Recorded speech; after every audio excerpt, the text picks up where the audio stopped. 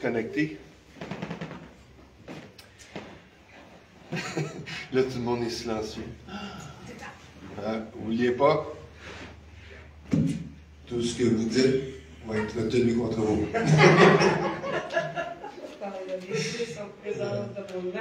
Oui, c'est ça. Donc, on va laisser le temps. Les gens vont se connecter éventuellement.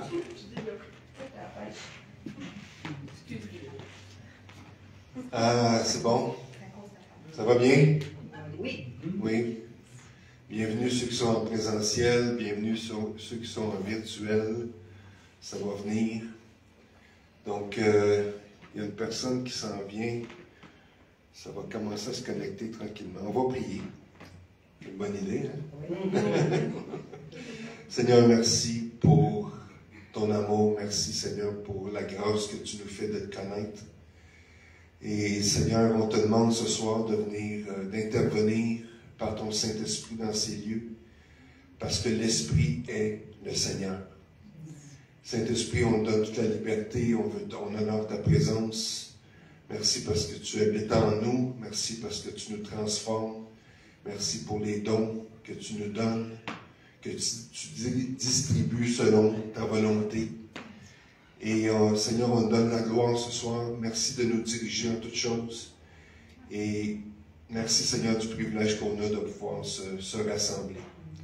Au nom de Jésus. Amen. Amen.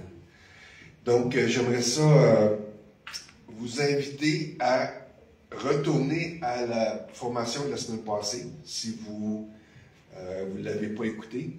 Je crois que tout le monde l'a écouté. C'est ça, parce que là, ce soir, j'ai trop de stock, okay? J'ai trop d'informations, et je ne veux pas reviser tout ce qu'on a vu la semaine passée. Mais on a eu des interventions la semaine passée, on a eu des bonnes questions. Et ce que j'aimerais parler, j'aimerais ça mentionner juste ça avant de commencer, ce n'est pas parce qu'on a étudié en théologie qu'on est appelé au ministère. Amen. Parce qu'il y a des gens qui vont à l'école biblique, qui font 2 ans, 3 ans ou 1 an d'école biblique. Ils sortent de là, ils pensent que parce qu'ils ont étudié en théologie, que là, sont appelés au ministère. Ça ne veut pas dire ça. Ça peut être simplement de l'information qu'ils ont acquis et ça ne fait pas qu'ils sont appelés au ministère. Parce que j'en vois beaucoup qui disent « Oui, mais j'ai un certificat » ou « Oui, j'ai un diplôme en théologie » Ouais, moi j'ai un diplôme en mécanique, puis je ne suis pas mécanicien. C'est vrai que j'ai un diplôme en mécanique, là. Je déteste la mécanique, mais j'aime les autos. Donc, mais c'est un peu la même chose avec. C'est pas parce qu'on a un diplôme qu'on est nécessairement appelé au ministère. En fait, Jésus a formé ses disciples comment? Jésus a formé ses disciples en les enseignant et en leur montrant comment faire. Et après ça, il leur a dit, « Go! C'est à votre tour. » Je ne sais pas si vous avez vu l'émission The Chosen. Puis là, justement, quand Jésus leur dit, « Mais là, finalement, je vous envoie 2 par 2. » Là, tu le vois la face. Ça ah oui, vous allez chasser des démons. Prenez pas d'argent. Prenez pas de pain. Prenez pas de manteau. Prenez pas de bâton pour marcher. Là, ils sont tous comme, « Ah, quoi? » Mais c'est ça, Jésus a formé par l'enseignement et par la pratique. La semaine passée, on a eu des bonnes questions.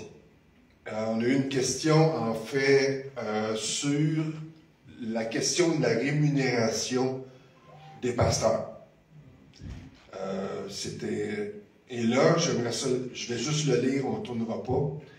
Là, je dis quand c'est la rémunération des anciens, parce que dans la Bible, ils disent pas pasteur. Ils disent anciens.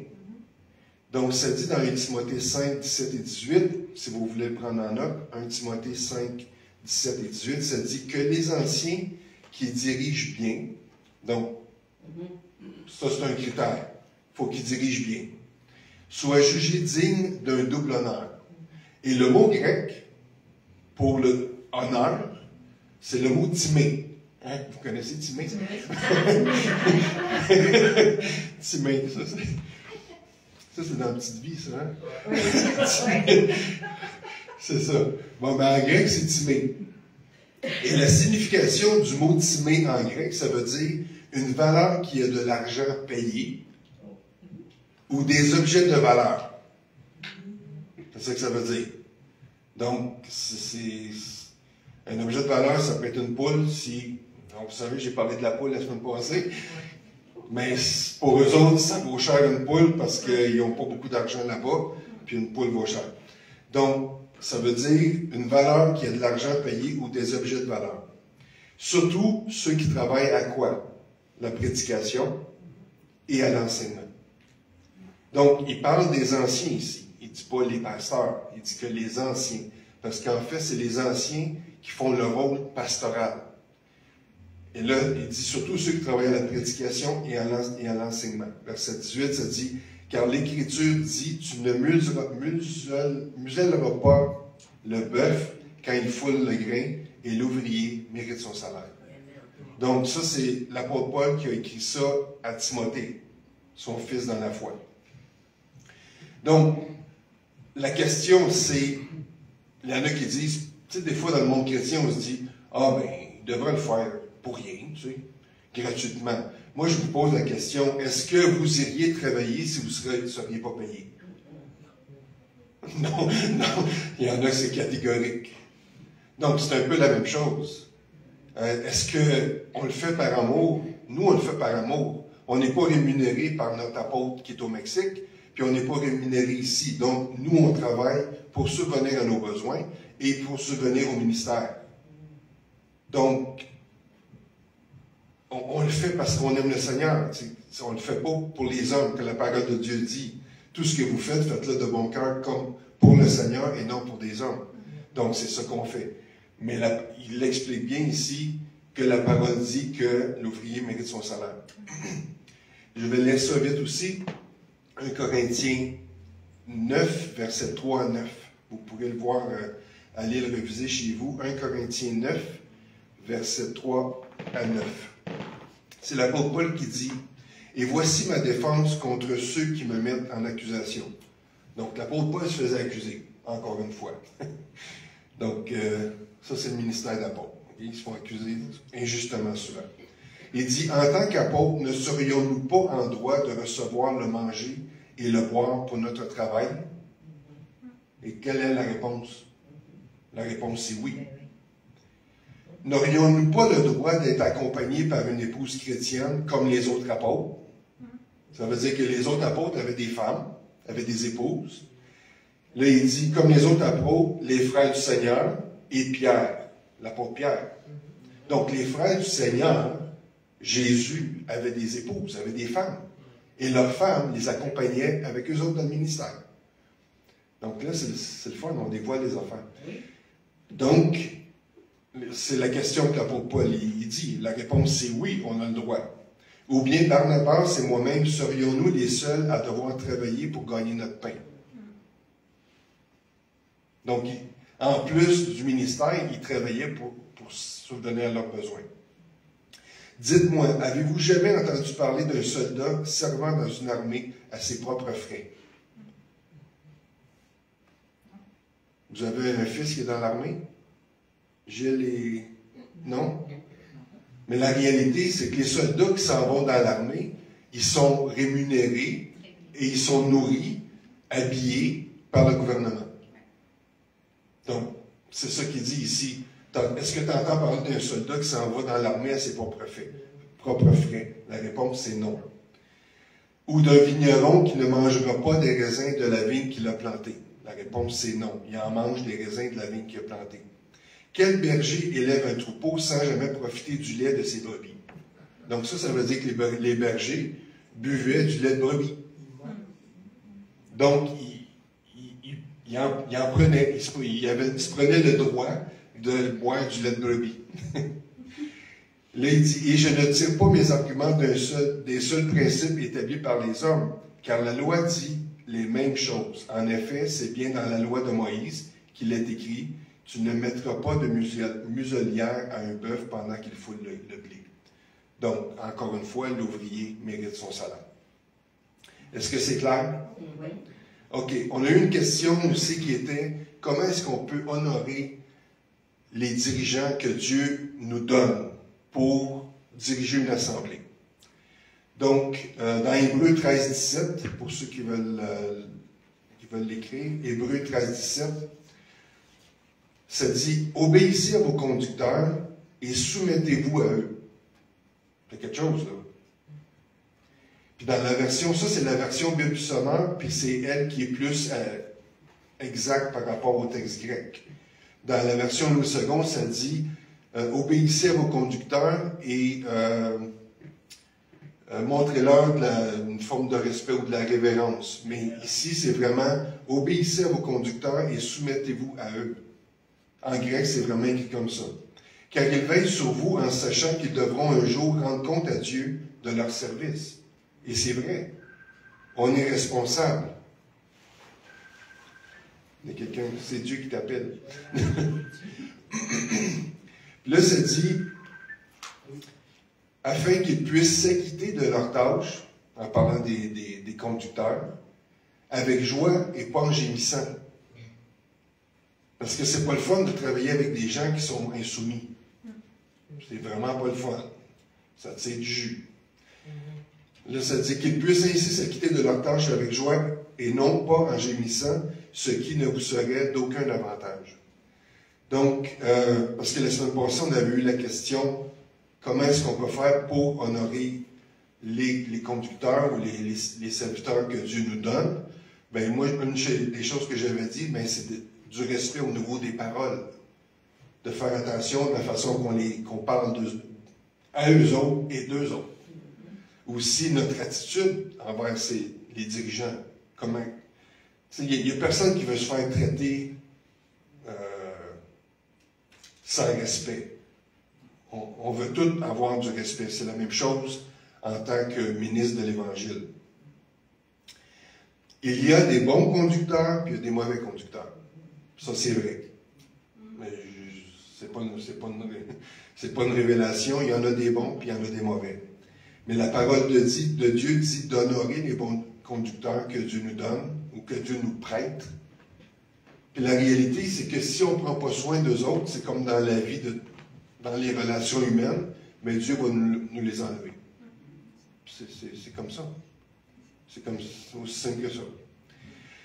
Donc, c'est ça. Si vous avez des questions, gardez-les pour la fin. Là, je passe vite parce que la semaine passée, c'était... Vous savez, c'est risqué de laisser un temps de questions live, en direct. Parce que des fois, c'est un test. C'est un test pour notre connaissance, c'est un test pour, OK, est-ce que j'ai bien répondu? C'est-tu adéquat selon la doctrine? La semaine passée, il y a la question qui était... moi, j'ai mentionné, et Michel aussi a mentionné que dans le Nouveau Testament, il ne parlait pas de la dîme. Puis là, il y a quelqu'un qui a commenté sur Facebook, c'est pas vrai, Jésus a parlé de la dîme. Puis là, j'ai dit, ah, OK, c'est bon. Là, cette semaine, j'ai été voir, puis là, ça a ouvert une grosse fenêtre. Donc, j'aimerais revenir là-dessus, dans Matthieu 23, verset 23. Prenez-le en note, Matthieu 23, 23. Jésus a mentionné la dîme.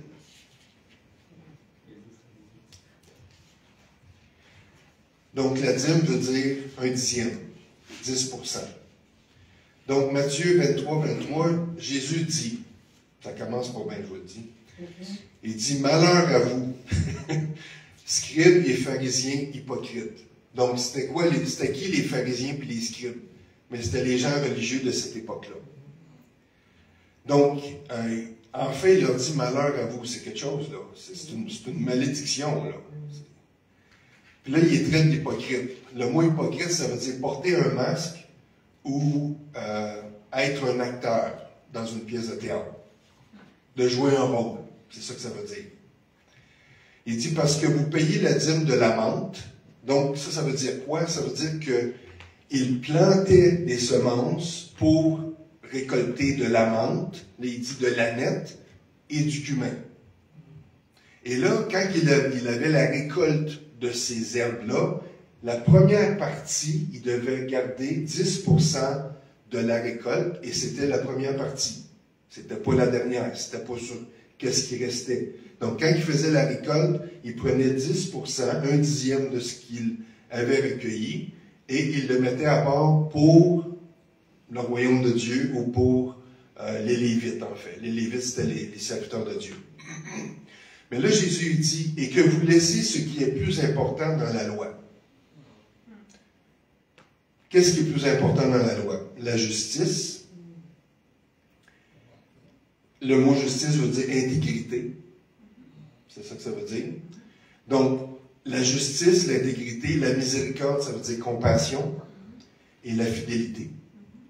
Il dit, c'est là ce qu'il fallait pratiquer sans négliger les autres choses. Donc, Jésus, il dit, c'est correct ce que vous faisiez de donner la dîme sur la menthe, sur la nette, sur le cumin, sur tout. C'est correct.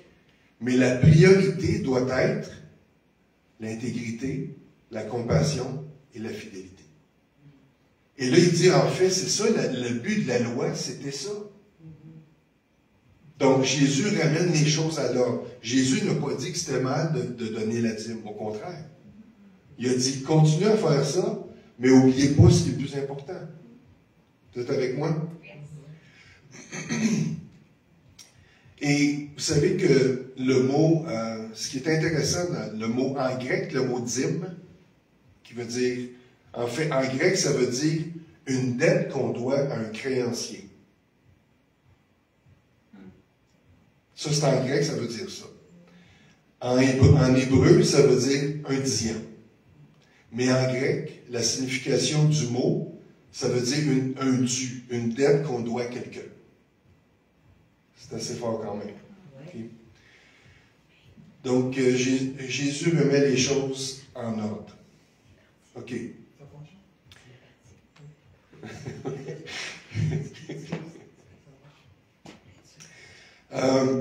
Bon. OK. Vous connaissez tous Malachie 3, 10. On connaît tous ce verset-là. En fait, Malachie 3, 7 à 12, je vais passer vite. Le prophète Malachie dit, « Depuis le temps de vos ancêtres, vous vous détournez de mes lois et vous n'obéissez pas. Revenez donc à moi, et moi je reviendrai à vous. » Ça, c'est Dieu qui dit ça au peuple juif. Le Seigneur dit, OK. Et vous dites, en quoi devons-nous revenir? Ça, il pose la question à Dieu. Là, ça dit, un homme peut-il voler Dieu? Là, c'est le prophète qui dit ça. Est-ce qu'un homme peut voler Dieu? Puis là, il dit, pourtant, vous me volez. Ça, c'est Dieu qui dit ça au peuple. Vous me volez. Et puis, vous demandez, en quoi t'avons-nous volé? Ça, c'est quelque chose, là. Quand j'ai vu ça, là, j'ai fait comme, wow! C'est un dû, c'est une dette qu'on doit à un créancier. En tout cas. Puis là, après ça, je suis arrivé avec le verset plus large que qu'est-ce qu'on lit d'habitude. Puis là, il dit, vous me volez sur les dîmes et les offrandes. Donc, le peuple, en donnant pas les dîmes et les offrandes, volait Dieu. Parce que ça dit que la dîme appartient à qui? À Dieu. La dîme appartient au Seigneur. C'est intouchable. Selon la loi, même, c'est Abraham, en fait, qui a donné la dîme le premier, c'était avant la loi. Mais selon ce qui est écrit, c'est que la dîme est intouchable. Il dit, vous êtes sous le coup d'une malédiction parce que tout ce peuple, vous tous, vous me volez. Donc, le fait de ne pas donner notre dîme et nos offrandes, on vole Dieu, puis il dit, on est sous l'effet d'une malédiction. Ouch. Aïe aïe. C'est assez... OK. Après ça, on va passer à d'autres choses. Là, il dit, OK. Là, il dit, apportez donc vos dîmes dans leur totalité au trésor du temple. Le trésor du temple, c'était une pièce qui était réservée dans le temple où est-ce que les Lévites mettaient la dîme qu'ils recevaient. Puis dans ce temps-là, c'était pas de l'argent. C'était de la nette, du cumin, de la menthe, les premiers brebis, c'était de la... les premiers fruits. Donc, s'il y avait des fruits, ben, il recevait des fruits. Donc, la salle du trésor, c'était là qu'il mettait ce qu'il recevait, que les Lévites mettaient. OK. Donc, il dit, apportez donc vos dîmes dans leur totalité au trésor du temple pour qu'il y ait des vivres dans ma demeure. De cette façon-là, mettez-moi à l'épreuve. Là, Dieu dit, il va plus loin, là. Il dit, regarde, vous me volez. Puis là, il dit, voici ce que vous devez faire. Puis là, troisième étape, mettez-moi à l'épreuve. Ah oui, tu sais, mets-moi à l'épreuve. Puis là, il dit, alors vous verrez bien si de mon côté, je n'ouvre pas pour vous les écluses des cieux. Yes. Donc, il dit de le mettre à l'épreuve. Et il ne vous compte pas avec surabondance de ma bénédiction. Puis là, il dit, là, les conséquences de la bénédiction. Pour vous, je réprimerai l'insecte qui dévore. Il ne détruira plus les produits de vos terres et vos vignes. Dans vos campagnes, ne manqueront plus de donner leurs fruits, déclare le Seigneur. Tous les autres peuples vous diront bienheureux, car vous serez dans un pays de délices, déclare le Seigneur. Donc, il y a une promesse. Donc, c'est ça. Je voulais revenir sur la question de... Ça avait été mentionné. Donc, Jésus a parlé de la dîme. Et là, voici ce que ça veut dire. C'est un dû, c'est une dette à un créancier. Quand on ne le fait pas, on vole Dieu, puis ça nous amène avec une malédiction. Quand on le fait, ça apporte la bénédiction. Et là, Dieu dit, mets-moi à l'épreuve pour voir. Bon, là, il faut que j'avance. Donner la dîme à qui? Dans l'Ancien Testament, les dîmes étaient généralement amenés aux Lévites. Les Lévites, c'était les sacrificateurs, ceux qui servaient, ceux qui n'avaient pas d'héritage dans le pays d'Israël, à part de servir Dieu. Dans le Nouveau Testament, c'est ceux qui sont appelés au ministère. Donc, il dit les dîmes étaient généralement amenés aux Lévites, ceux qui servaient Dieu, qui, eux, ensuite, donnaient 1/10 de la dîme au temple. Donc, les Lévites recevaient des gens 10%, et les Lévites gardaient 90%, prenaient 10% et donnaient la dîme, ce qu'on appelle la dîme de la dîme, et là, ils prenaient 10% et le mettaient dans la maison du trésor. Donc, 90% de la dîme qu'ils recevaient était pour leurs besoins à eux autres. 10% allait pour la maison du trésor. Et là, qu'est-ce qu'ils faisaient avec ça? Les synagogues, qui étaient des centres communautaires pour le culte et l'enseignement, parce qu'il y avait des synagogues dans les régions, ça dit, ont joué un rôle dans la réception des dîmes et offrandes dans leur communauté. Là, dans Néhémie en parle. Donc, je vais juste mentionner ça. Nous, on a enseigné à des pasteurs. Puis il y a des pasteurs, quand on leur parle de la dîme, ils sont tous heureux. Ils sont tous heureux. On leur dit, la dîme, c'est un principe biblique que vous devez enseigner dans vos assemblées. Et c'est comme ça. Et quand vous recevez la dîme, vous gardez 90%, mais vous devez donner, vous, la dîme de la dîme.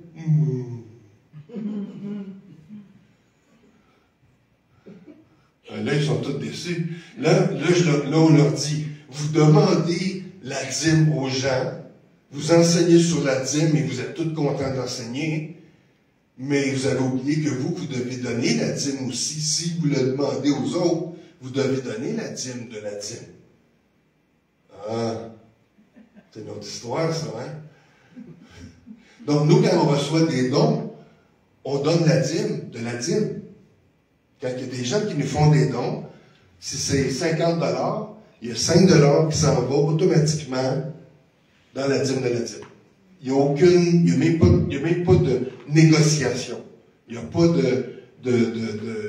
c'est ça. Puis même, il y a un verset qui dit dans l'Ancien Testament que si quelqu'un voulait garder sa dîme, 10%, ça dit qu'il devait payer 5 fois pour la remettre. Autrement dit, tu veux garder 10%, mais il fallait qu'il en remette 50%. Ça, c'est pas un bon deal, ça. Donc, ça montre comment que c'est important pour Dieu. Et si vous parlez à un juif, parlez-y de la dîme, c'est un principe qui est établi. C'est incontestable. Et où est-ce que la dîme devait aller? Les Lévites, les serviteurs de Dieu. Deuxièmement, les étrangers qui vivaient en Israël. Troisièmement, les veuves. Quatrièmement, les orphelins. Mais le premier c'était les Lévites. Et après ça, en fait, c'était les offrandes. Donc, vous êtes avec moi?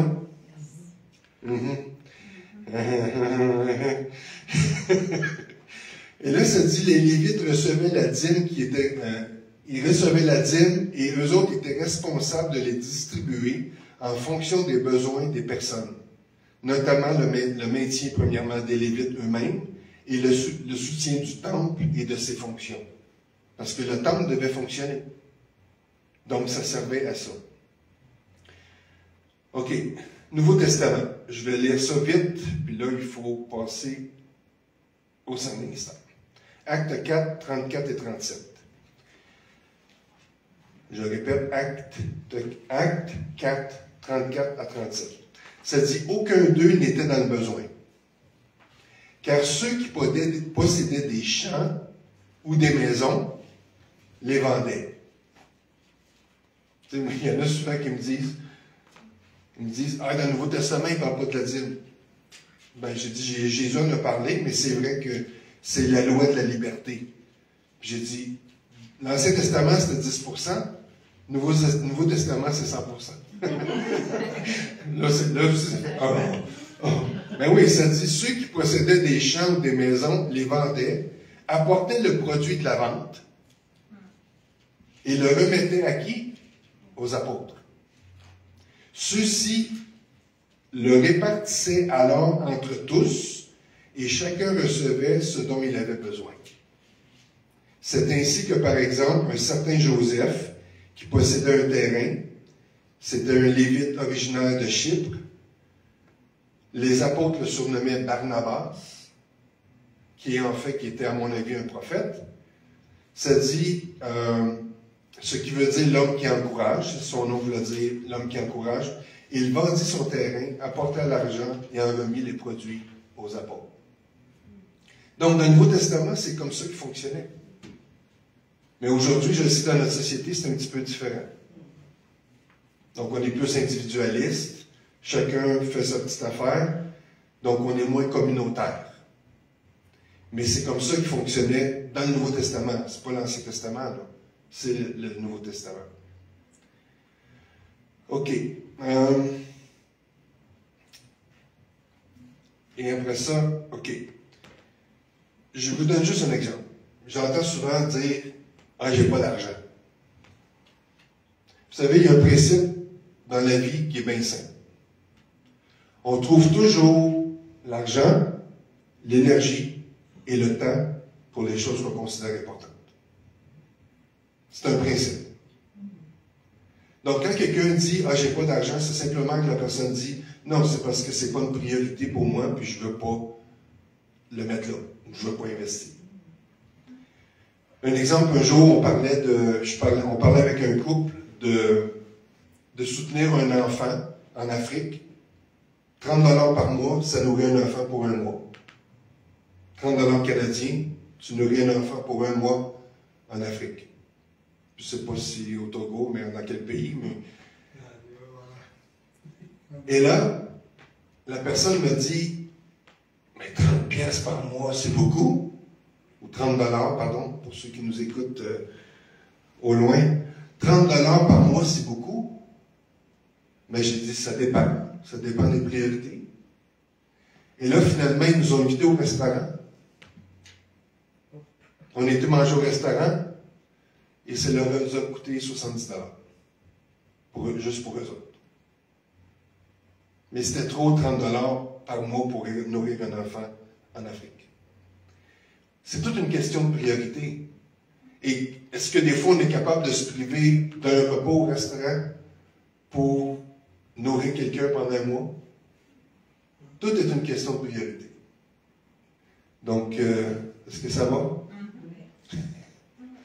Ceux habituellement qui s'opposent à la dîme, ce sont ceux qui ne donnent pas. C'est aussi simple que ça. Ceux qui disent, ah non, la dîme, ben, c'est parce qu'ils ne donnent pas, simplement. ou ils n'ont pas compris. Il y a quelqu'un qui a dit, ah, ça prend une révélation. Ça prend une révélation sur la dîme, sur le principe de la dîme. Non, moi, ma réponse, ça prend d'obéissance. C'est tout. Pas besoin de révélation. Si c'est écrit, Dieu le dit, obéis, et Dieu va te bénir. Ça ne prend pas de révélation. Ça prend d'obéissance. Est-ce que ça va? Je brasse des affaires, je dis. Donc, ce soir, on va aller dans les 5 ministères. Là, on revient. Là, j'ai répondu, j'espère, à des questions qu'on a eues la semaine passée, qui manquaient, à mon avis, certains détails. Là, on va passer à la table. Je veux manger. Je me souviens, quelqu'un la semaine passée qui faisait ça comme ça. Comme ça, disait, je veux manger. Mais là, on va passer à la table. Puis ce soir, on vous présente un saint service. C'est pas pire, hein? Un 5 services. 5 ministères, 5 services. Ouh! Puis on a une invitée ce soir. On a une invitée qui va nous partager quelque chose. Et je l'inviterai, s'il vous plaît, à venir partager. Et après ça, on va rentrer dans les 5 services. Bienvenue, chère servante de Dieu.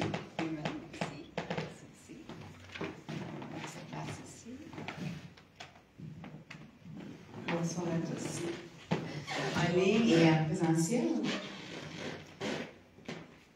Alors, j'ai hâte d'entendre pour les 5 ministères. C'est toujours très intéressant. Puis je crois que ce que je vais vous apporter ce soir sur les attentes, ça va toucher aussi dans les 5 ministères, ainsi que dans notre vie quotidienne. Alors, qui ici n'ont pas déjà eu des attentes sur quelqu'un? Tous en ont eu. Alors, comme un enfant, qui peut l'avoir sur les parents, sur le professeur, sur les amis, ainsi que les adultes, on peut en avoir sur nos amis, même peut-être nos parents, nos conjoints, conjointes, ou épouses, époux, nos employeurs, et aussi, ça peut être sur les dirigeants de l'Église. Alors, oui, on parle de les autorités. On a souvent des attentes sur nos autorités, même dans nos églises. Je crois que ça fait partie de l'être humain. Et on le fait dans le monde, alors on le reproduit dans nos églises. Pasteurs envers les membres, et les membres envers les pasteurs. Quand je dis pasteur, ça peut aussi être comme les 5 ministères, les apôtres, peu importe les personnes qui sont en position d'autorité. Et souvent, on va voir aussi cela envers, je me répète, les autorités. On place des grandes espérances ou des fortes attentes sur eux. Mais en agissant de la sorte, on se place aussi en position de déception.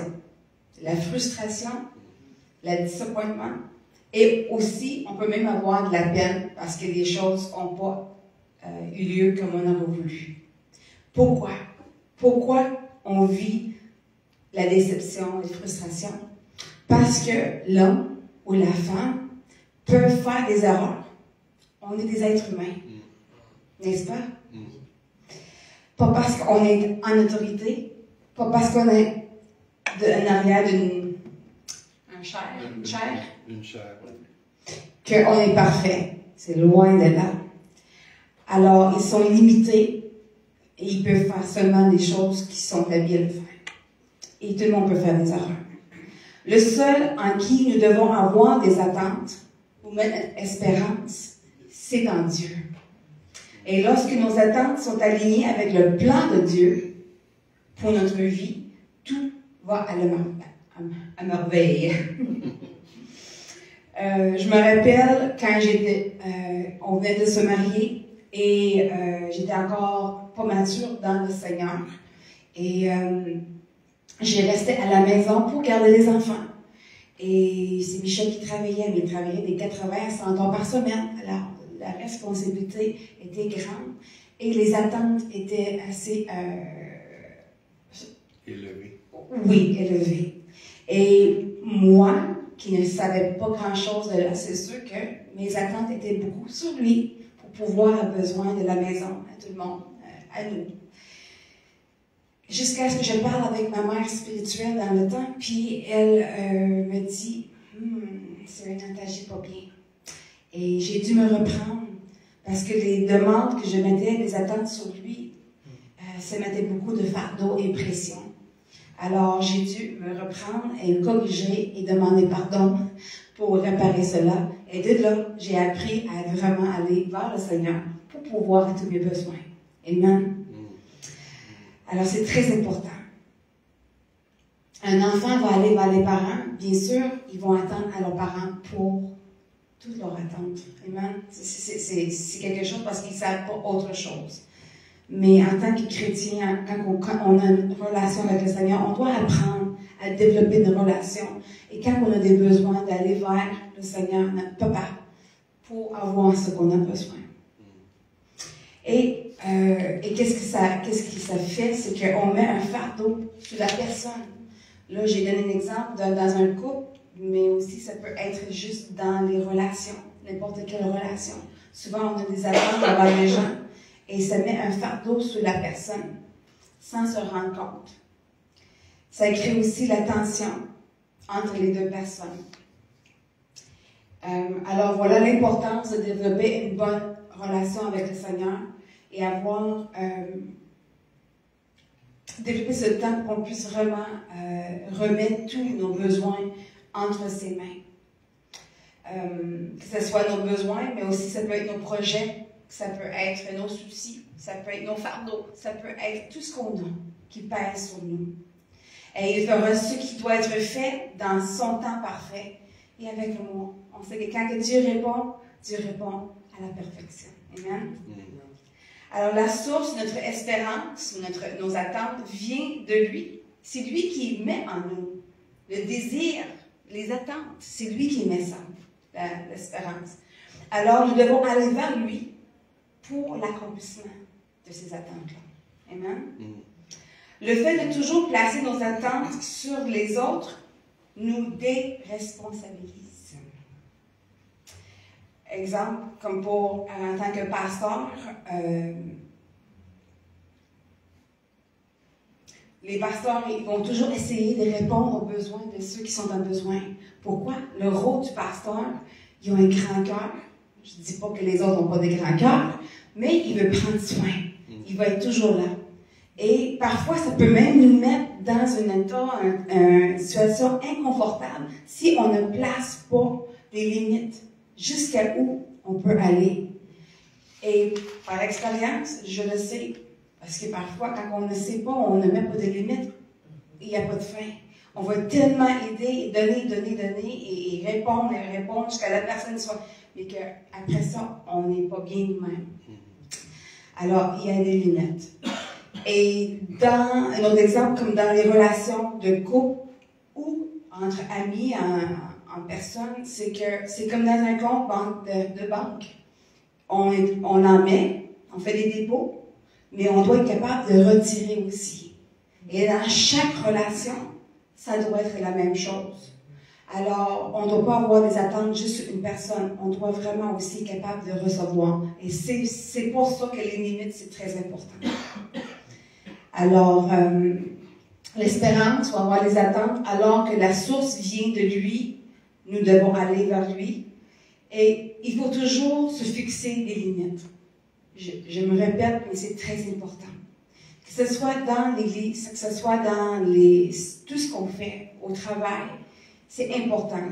Parce qu'un des problèmes qu'on a souvent, c'est que lorsqu'on aide quelqu'un, on doit mettre des limites de jusqu'à où on veut aller.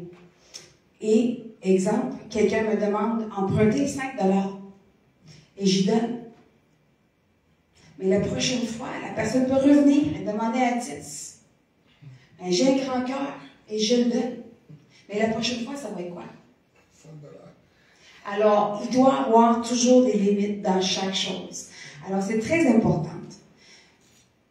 Alors, c'est ça que je voulais vous dire. Alors, les attentes. Au lieu de mettre des fardeaux sur nos frères et sœurs, et sur les autorités, sur les personnes, c'est que c'est important de connaître nos limites, jusqu'à où on peut aller, et aussi en sachant que la personne, ou les personnes, on parle des autorités, eux aussi, c'est des êtres humains. Et ils ont des limites, qu'est-ce qu'ils peuvent faire? Ils peuvent faire des erreurs aussi. Amen? Alors, c'est ça. Merci beaucoup. Voilà. Merci beaucoup. Merci beaucoup. Merci beaucoup, beaucoup.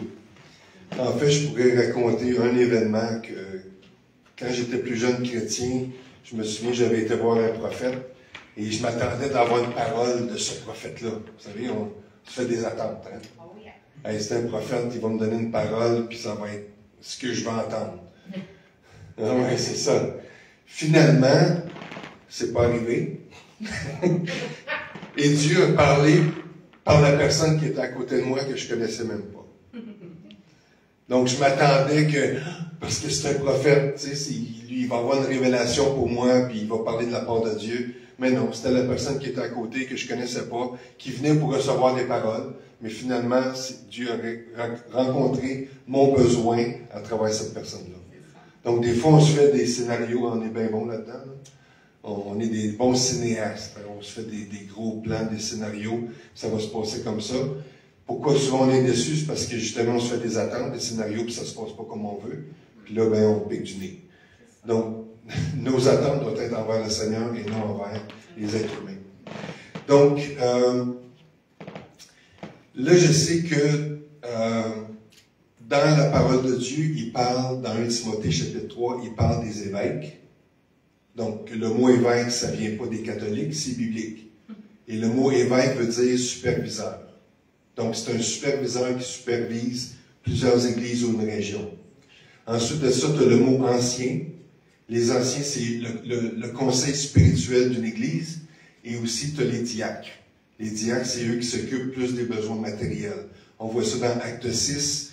L'apôtre Pierre, il dit, c'est pas correct qu'on laisse la parole de Dieu pour aller servir aux tables. Parce qu'il donnait de la nourriture aux pauvres. Donc, l'Église a nommé des personnes pour s'occuper des besoins matériels. Donc, là, je vais parler des 5 ministères, mais je ne parlerai pas parce qu'il y a les évêques, les anciens et les diacres, mais on va laisser ça pour une autre fois. Il y a une question à la fin. Prends ça en note. OK. Donc, je vais utiliser... Vous savez, la Bible, l'apôtre Paul a dit qu'on est le corps de Christ. L'Église, c'est le corps de Christ. Jésus, c'est la tête. Donc, je vais utiliser la main et les 5 doigts de la main pour parler des 5 ministères. Là, il y en a qui vont peut-être dire, « Oui, mais c'est pas écrit dans la Bible. » Non, c'est vrai. C'est pas écrit dans la Bible. Mais la main, c'est avec ça qu'on touche, c'est avec ça qu'on bouge les choses. Et je crois que c'est une très bonne illustration. Et on va commencer par le pouce. Le pouce. Dieu a établi premièrement dans l'Église des apôtres. Donc le pouce, c'est le doigt le plus fort de la main. C'est lui qui est le plus fort. Si tu n'as pas de pouce, on dit t'as de main, pas de pouce. Hein? Donc, et le pouce, c'est lui qui touche à tout. C'est le seul qui peut toucher aux autres doigts. Tu sais, tu as peut-être le petit doigt qui va toucher comme ça, ou comme ça, ou comme ça. Mais le pouce, c'est lui qui touche à tous les doigts. Donc, c'est l'apôtre. C'est le doigt le plus fort dans la main. Qu'est-ce que veut dire le mot apôtre? Le mot apôtre, c'est le mot anglais, c'est apostolos, qui veut dire un ambassadeur de l'Évangile, un commissaire du Christ avec des signes miraculeux, un messager qui est envoyé. Le mot apôtre est mentionné 80 fois dans le Nouveau Testament. C'est quand même pas pire. Et le mot favori de l'apôtre, c'est établir. C'est le mot favori de l'apôtre, c'est établir. C'est quoi les fonctions de l'apôtre? L'apôtre gouverne, l'apôtre établit, fait un plan, soutient, conduit, et il fait des stratégies. Je répète, parce que je sais qu'il y en a qui prennent des notes. Donc, les fonctions de l'apôtre, c'est gouverne, établit, fait un plan, soutient, conduit, là je vais encore vite, hein, stratège, en fait, il fait des stratégies. Je crois que, en fait, les apôtres, ce sont les généraux dans le royaume de Dieu.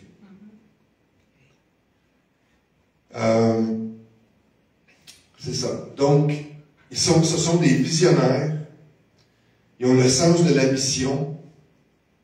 Ils ont le sens de conquérir et d'établir la saine doctrine.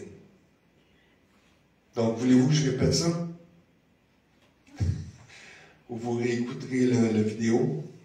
Donc, ce sont des visionnaires. Ils ont le sens de la mission de conquérir et ils veulent établir la saine doctrine.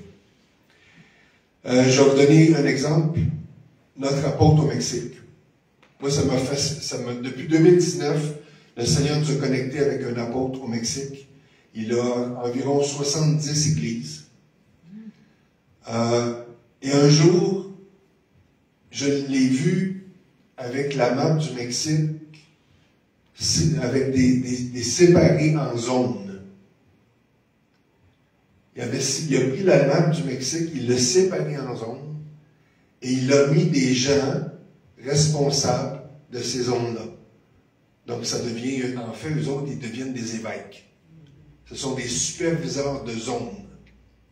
Et eux, ces superviseurs-là s'occupent des pasteurs qui sont là, ou des anciens, de ceux qui dirigent les assemblées. Et ça m'a fasciné. Je me suis dit, c'est ça un apôtre. C'est un général. Puis il a une vision, puis il veut conquérir. C'est pour ça que Dieu établit premièrement dans l'Église des apôtres. Pourquoi? Pour conquérir, pour continuer à aller de l'avant. Et c'est fascinant la façon qu'il gère ça, la façon. Nous, quand on va le voir là-bas à Chiapas, au Mexique, c'est lui qui fait notre horaire. Il sait où nous envoyer, il connaît nos dons. Il sait où nous envoyer, il connaît les besoins des églises qui ont besoin de nous autres. Donc, on arrive là, il dit, voici, vous allez là à telle place, de telle date à telle date. Après ça, vous allez à telle place. Puis là il met en contact avec un superviseur que lui va m'aider à trouver le moyen de transport pour me rendre là. Soit un autobus, soit un taxi, soit qui va venir nous conduire. Donc, c'est stratégique. Et c'est extraordinaire. Et il nous envoie là où il y a des besoins, et les besoins, Dieu merci, sont souvent rencontrés. Donc, lui, et on se soumet à sa direction parce que c'est extraordinaire. Un jour, on est dans un village, ça s'appelle Chinalo. Mon épouse a dit Chinalo, parce que le pasteur, il ressemble à un Chinois. Elle l'appelle Chinalo. On s'en va là, puis nous, notre travail, souvent, quand on arrive là, on est avec les pasteurs et on les supporte, on les aide, on prie pour eux autres, on pleure avec eux autres. On est là pour les leaders.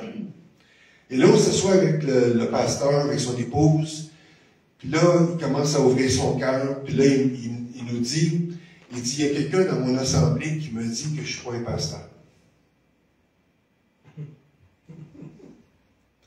Puis là, je l'ai regardé, puis j'ai dit, c'est vrai. Là, sa face était comme, quoi? Je dis, c'est vrai, tu n'es pas un pasteur. Puis là, c'était comme, son étonnement, c'était comme, ben, pourquoi tu me dis ça? J'ai dit, t'es pas un pasteur parce que tu es un apôtre. T'es appelé à être un apôtre parce que ce que tu veux, c'est établir le royaume de Dieu.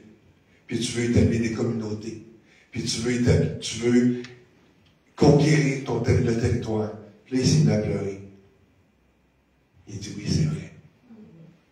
Puis là, aujourd'hui, il fleurit. C'est extraordinaire de voir ce qu'il fait dans toute sa région, c'est merveilleux. Là, j'ai dit, ton travail maintenant, c'est de trouver quelqu'un que tu vas mettre en place et qui va faire le rôle de pasteur quand toi tu t'en vas, parce qu'il est toujours parti. Puis là, il a mis quelqu'un en place, lui, il reste en charge, mais il a mis quelqu'un en place qui s'occupe de l'Église quand que lui, il n'est pas là. Donc, quand on ne sait pas à quoi qu'on est appelé, ben ça peut être frustrant. Puis de se faire dire que tu n'es pas pasteur quand tu penses que tu en es un, puis finalement, tu n'en es pas. Donc ça, c'est un des exemples par rapport aux apôtres. Un apôtre va voir les dons dans les personnes, il va les former et il va les relâcher. Ce que souvent un pasteur, on s'en vient là bientôt, ne fera pas. Parce que lui, le pasteur, il veut prendre soin des gens. Pas nécessairement les relâcher. Donc, l'apôtre, lui, il voit les dons dans les personnes, forme les personnes et les relâche. Go! Ah oui! Ah oui! Ça, c'est bien québécois, ça. Hein? Allez! Donc, 1 Corinthiens 12, 28, et Dieu a établi dans l'Église, premièrement, des apôtres. Et comme je disais au début, j'ai dit, moi, on n'est pas ici pour défendre quelque chose, on est ici pour former, et on croit qu'aujourd'hui encore, les 5 ministères sont disponibles et sont nécessaires pour l'Église. Dans Luc 9, 1 à 6,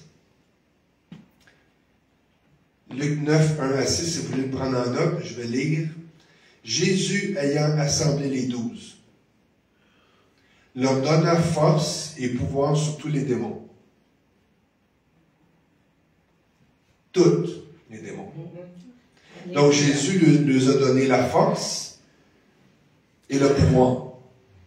Donc il a donné le dynamisme, qui est la puissance, et la force, c'est le mot exousia, ça veut dire la capacité de conquérir un territoire. Donc la puissance et l'autorité. C'est ça finalement.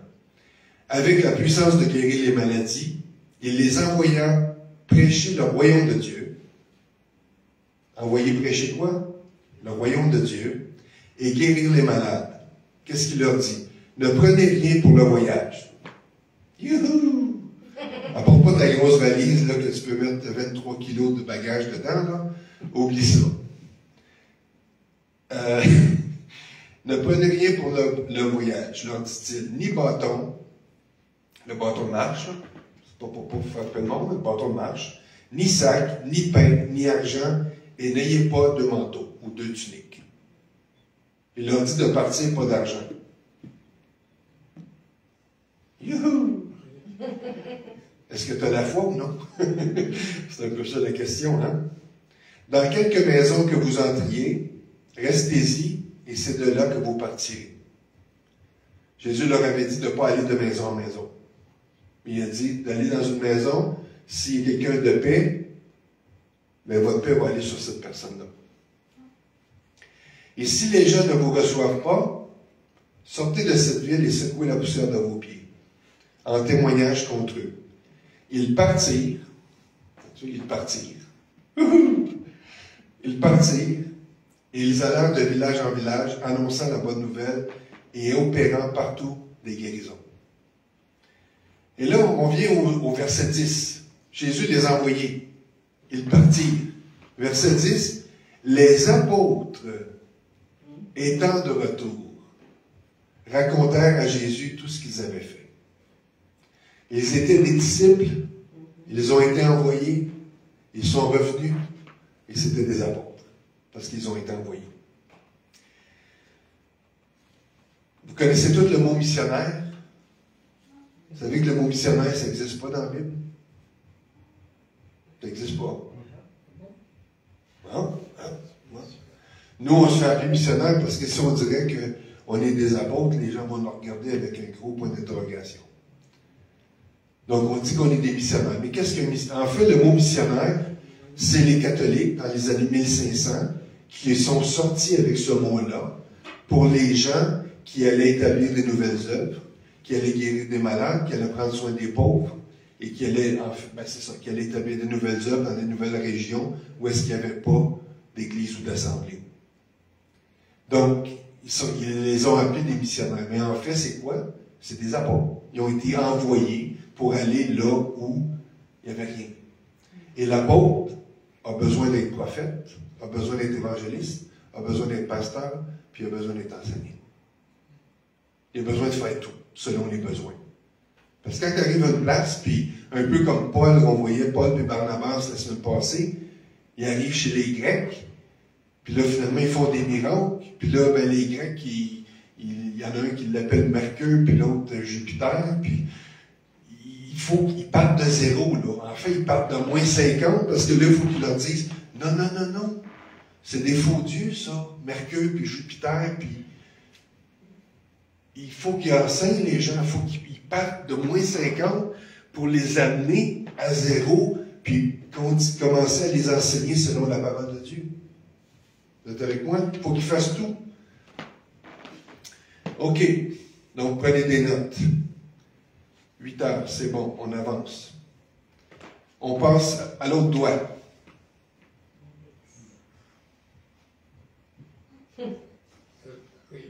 L'index. L'index, bravo. L'index. C'est le doigt qui pointe. OK? Ça indique une direction. C'est quel ministère qu'on représente? Le prophète. C'est ça. L'index représente le prophète parce que ça indique une direction. C'est par là. C'est ce doigt-là qu'on utilise. On n'utilise pas le pouce. Par là, non. C'est par là. Donc, le mot prophète dans le Nouveau Testament est mentionné 157 fois. Plus que l'apôtre. Le mot prophète en grec, c'est le mot prophétesse, qui veut dire un prédicteur, un devin, un porte-parole, quelqu'un qui parle sous l'inspiration du Saint-Esprit, quelqu'un qui est un interprète de la parole divine, qui donne des messages de sagesse, là je vois vite, là, qui dénonce le mal et qui dicte la conduite à avoir. Et on a l'exemple de l'Ancien Testament, le prophète Élie. Il y avait des faux prophètes qui adoraient un faux Dieu, qui était Baal. Puis il y avait 400 faux prophètes. Élie s'est levé tout seul, au nom de Dieu. Et voilà.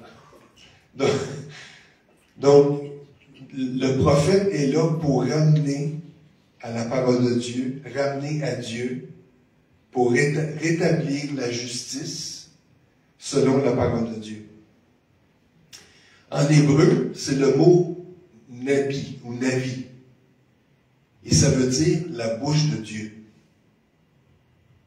Le prophète, c'est la bouche de Dieu. Deutéronome 18, ça dit « Je leur susciterai du milieu de leurs frères un prophète comme toi.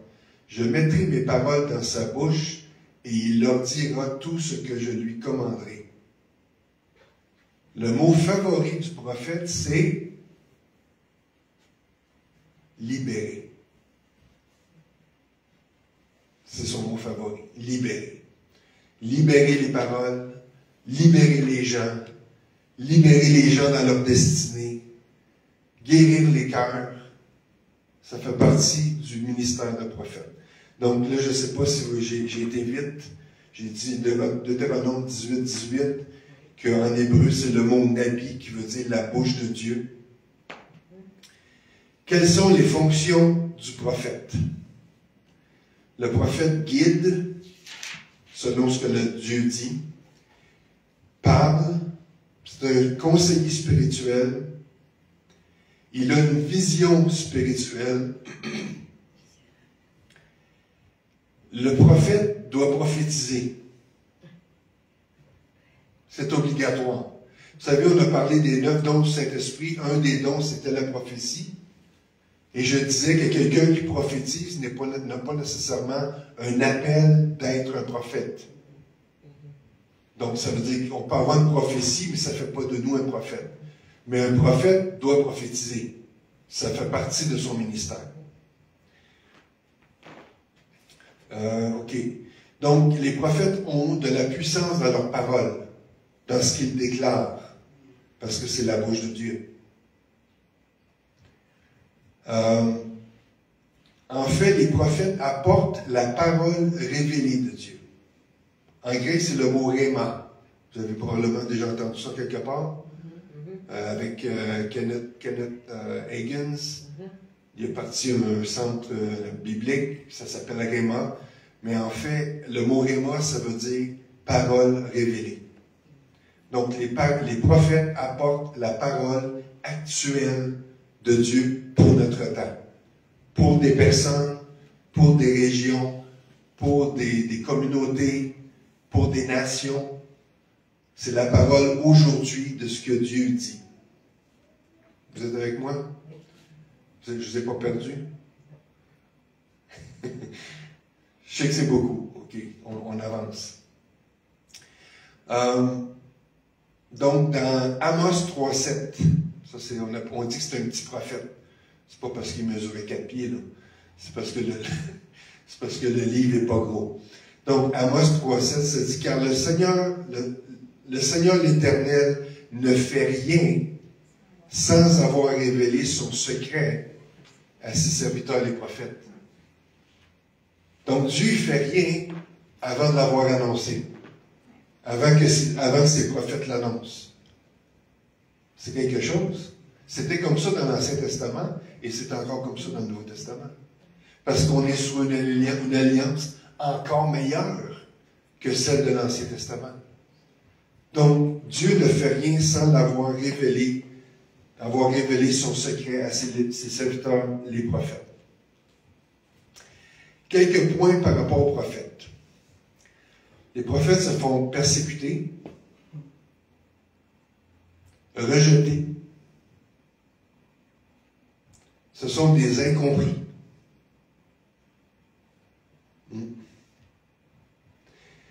Ils n'ont souvent pas un message positif.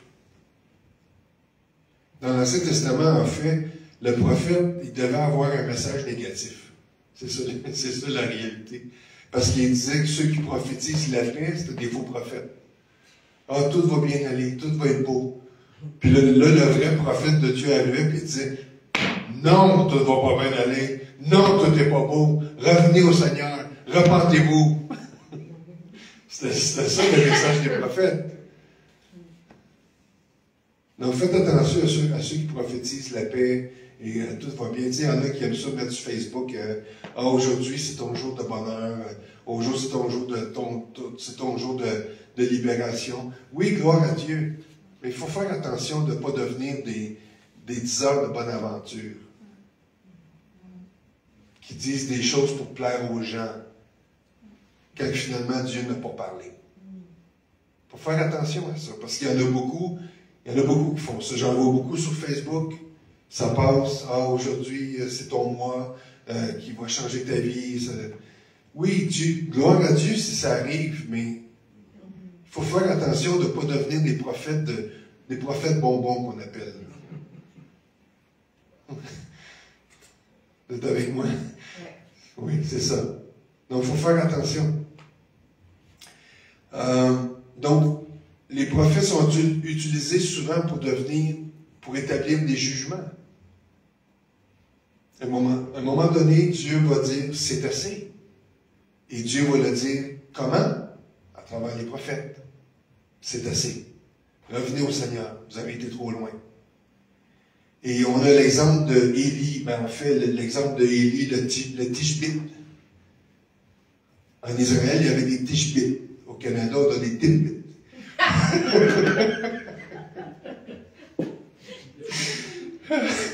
Ah, trop bonne. Fallait que je la dise. Je quitte ça.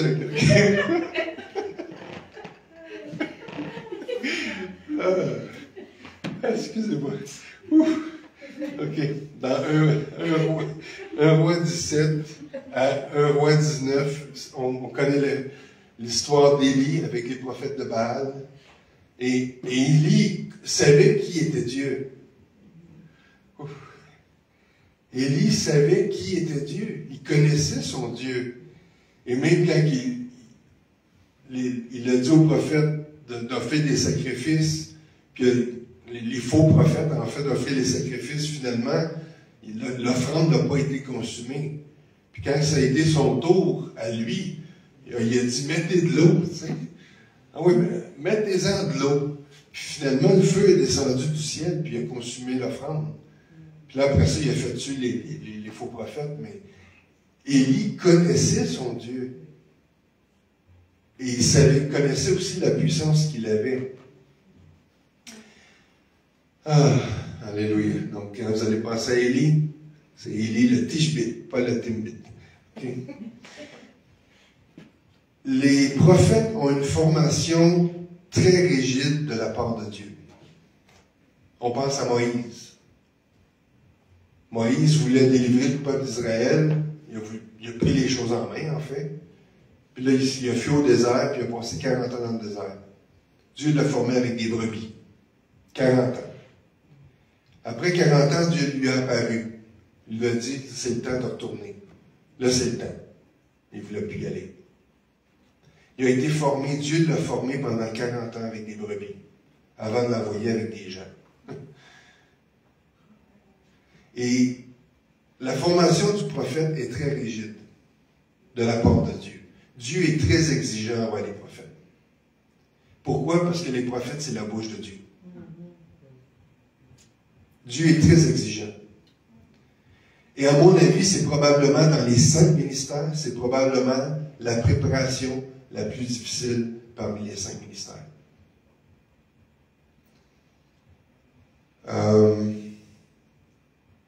C'est ça. Parce que les prophètes ont une autorité. Vous savez, dans l'Ancien Testament, c'est qui allait voir les rois? C'était les prophètes. Donc, les prophètes avaient plus d'autorité que les rois qui dirigeaient des pays ou qui dirigeaient Israël. Enfin, même parmi les nations. Dieu donne cette autorité-là aux prophètes. Donc, c'est important l'intégrité et la préparation. Vous savez, il y a un principe dans la parole de Dieu, c'est Dieu appelle, Dieu prépare et Dieu envoie. Dieu, c'est comme ça qu'il fonctionne. Et des fois, la préparation est longue. Et des fois, on tourne dans le désert longtemps parce qu'on ne se soumet pas. Et Dieu a besoin, ou on n'a pas appris les leçons qu'on devait apprendre. Vous savez, je dis souvent, qui a été au cégep ici, au collège? Il y en a 1, 2. Il y a toujours des cours obligatoires. N'est-ce pas? Français, mathématiques, philo, des cours plates. Mais dans la préparation de Dieu, il y a toujours des cours obligatoires. Des cours, on a le goût de, je sais pas, mais on a le goût d'être travailleur social. Puis là, finalement, il faut que tu fasses de la, je sais pas, de la philosophie. Ou de la bio. Chimie, ouais.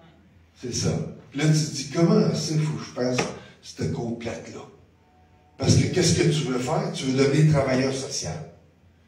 Mais là, il faut que tu fasses le cours obligatoire. Mais dans le royaume de Dieu, avec Dieu, dans la préparation, c'est la même chose. Dieu nous inscrit à des cours des fois qu'on n'a pas choisi. Puis là, on se dit, mais comment ça? J'ai pas demandé ça. Non, c'est un cours obligatoire. Je parle par expérience. Je vous donne un exemple. J'ai fait mon 3 ans d'école biblique de 1990 à 1993.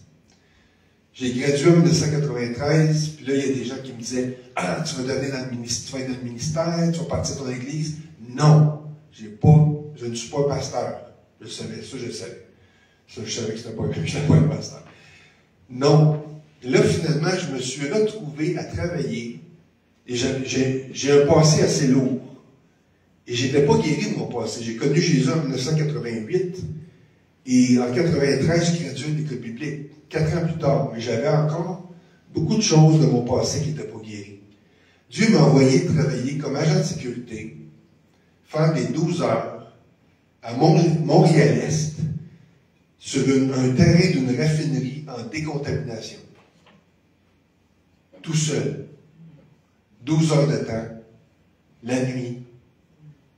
Donc j'ai eu le temps de lire beaucoup de livres. Le Seigneur va travailler dans mon cœur pour pardonner à des gens que je n'avais pas pardonné. Guérir mon cœur. J'ai pleuré beaucoup dans cette place-là. Mais Dieu voulait, c'était une grotte. Dieu nous envoie dans des grottes des fois. C'était une grotte pour travailler sur mon cœur. Après cette période-là, ça a duré 2 ans peut-être.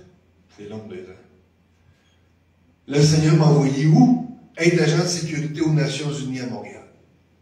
Je connaissais même pas ça. Mon superviseur m'a dit, tu t'en vas là, ils vont te dire quoi faire. Je suis arrivé là, tous les drapeaux des nations. J'ai un appel pour les nations, hein? Dieu avait une suite des idées. Oui. La préparation, elle a été longue. Puis je suis encore en préparation. Donc, je crois que la préparation du prophète est probablement la plus difficile. Parce que Dieu lui donne autorité sur les principautés. On pense à Jézabel, avec les faux prophètes, et même sur les rois. Un autre point des prophètes, c'est que les prophètes peuvent être des fois très bizarres. On trouve à ça.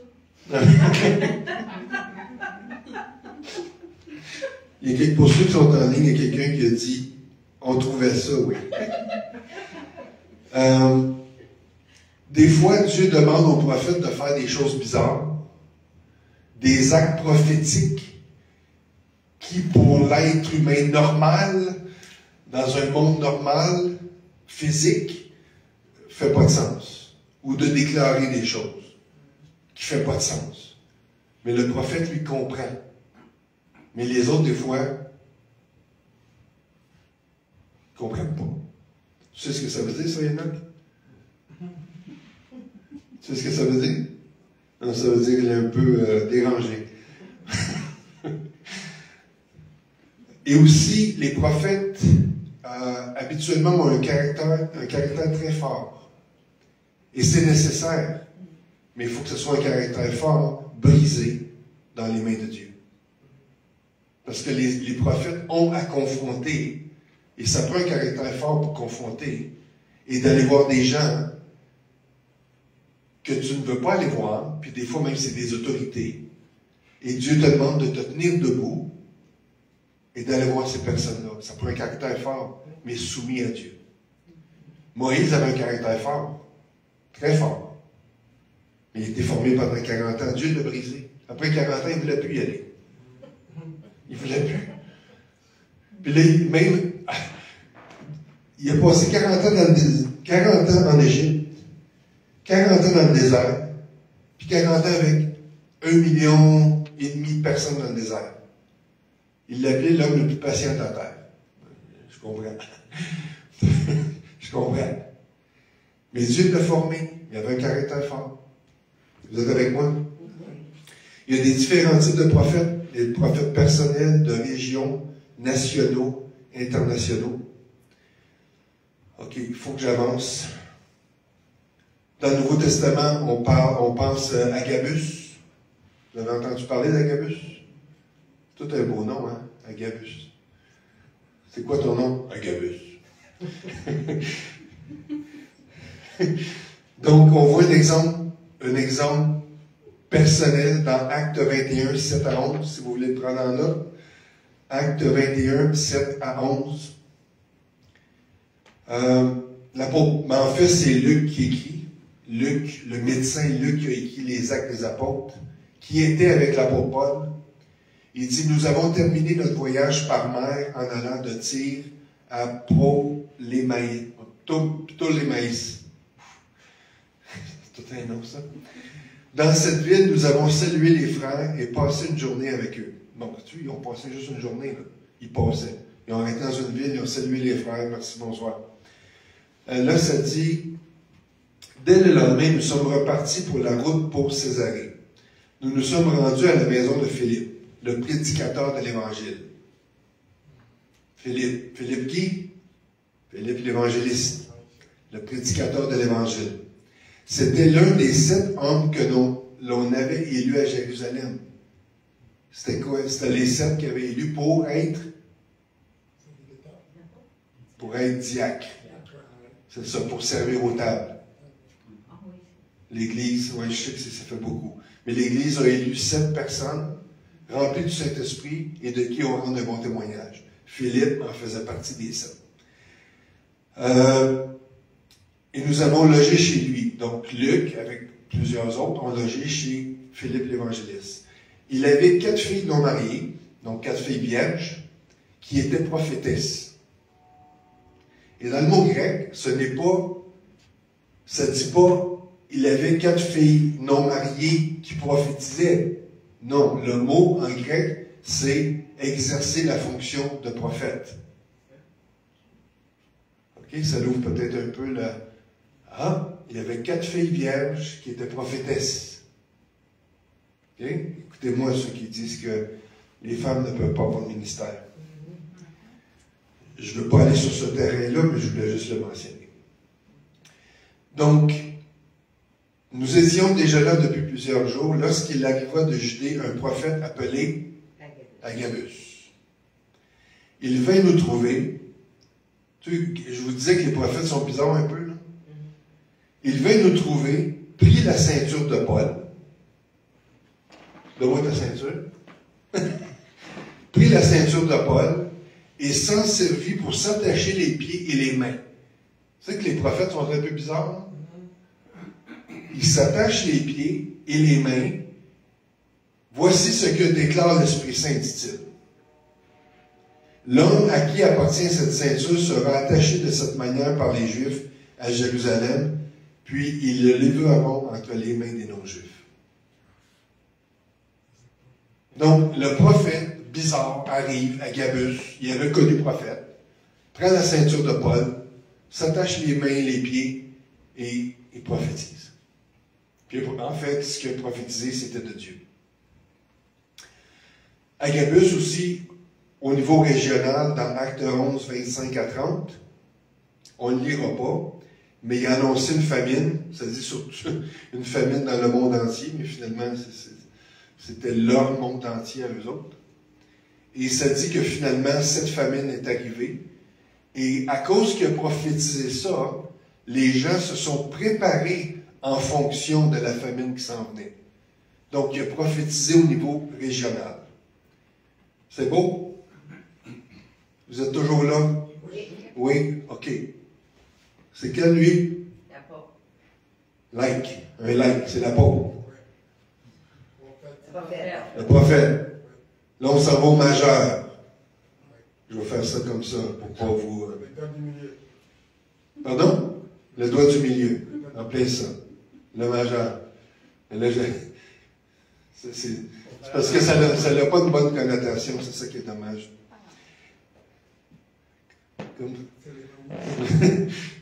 Donc, c'est le majeur, le doigt du milieu. Savez-vous pourquoi il est dans le milieu? Pourquoi il est dans le centre? Il est le plus long. Il est le plus long. Parce qu'il est le plus long, oui. Mais pourquoi qu'il est dans le centre? Il en a combien à côté de lui?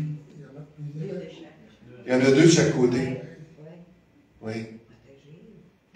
Mais c'est parce que l'évangéliste, j'embarque dans un... L'évangéliste aime travailler seul habituellement. Et, mais il a besoin des autres. Il a besoin d'être entouré de l'apôtre, du prophète, et du pasteur et de l'enseignant. Donc, oui, c'est souvent une caractéristique de l'évangéliste. Le mot évangéliste est mentionné 3 fois dans le Nouveau Testament. 3 fois seulement, mais oui. Et en grec, c'est evangelistes, quelque chose comme ça, qui veut dire un prédicateur de l'Évangile. Et on l'a lu dans le verset avant, ça dit, ils ont rencontré Philippe, le prédicateur de l'Évangile. Donc, les évangélistes, c'est des prédicateurs. Les évangélistes vont avoir des rassemblements. Vous avez entendu parler de Reinhard Bonnke au Nigeria? Il avait des foules de 1 million, 1,5 million, 2 millions de personnes par soir. Il prêchait quoi? Il prêchait le Christ. Il prêchait le salut. Et lui, il disait qu'il ne prêchait jamais. Il ne priait pas pour les malades. Il prêchait, et lorsqu'il prêchait, les malades étaient guéris. Et les démons étaient chassés. Lui, il prêchait le Christ, il prêchait l'Évangile. Il était passionné.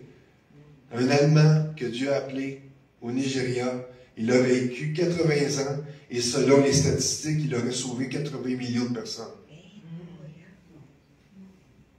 Oui, c'est quelque chose. Donc, l'évangéliste, c'est les rassemblements. Il va proclamer la parole de Dieu. C'est un communicateur persuasif. C'est quoi son mot favori? Sauver.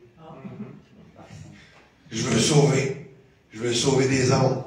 C'est son mot favori. Mais aussi, repentez-vous, oui. Donc, qu'est-ce qu'il veut? L'évangéliste, c'est sauver des âmes.